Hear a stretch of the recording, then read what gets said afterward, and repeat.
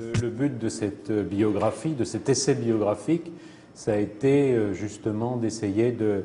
montrer en fait Georges Bataille d'abord et avant tout en tant qu'être humain, avec ses faiblesses, ses doutes, ses failles, ses angoisses, ses immenses angoisses, et de montrer que tout cela a été, ces faiblesses ont été constitutives ensuite de sa pensée et de cette force prodigieuse que représente Georges Bataille en tant que penseur,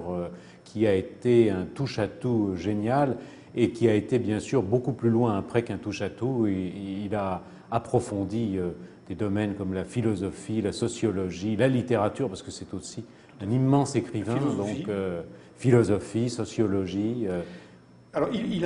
son esprit était propice à certaines faiblesses, comme vous dites, ce qui a peut-être fait sa force, mais il y a eu, au départ de sa vie, une fêlure dont il ne s'est jamais remis, puisque vous l'évoquez tout au long du livre, elle le poursuit. Il y a eu le comportement de sa mère, il y a eu son père, syphilitique, aveugle, etc., qu'il a abandonné, enfin il le dit,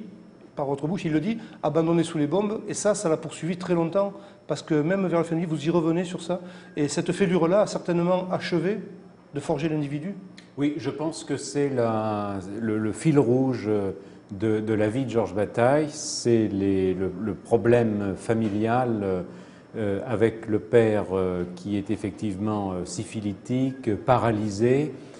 qui ne peut pas marcher, donc, et Georges Bataille l'aide un petit peu à se lever, à se laver, à uriner, donc on est vraiment dans une promiscuité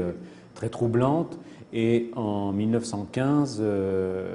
à Reims, puisqu'ils étaient à Reims, ils sont obligés de fuir avec sa mère, puisque les Allemands ont envahi la France, et ils abandonnent le père.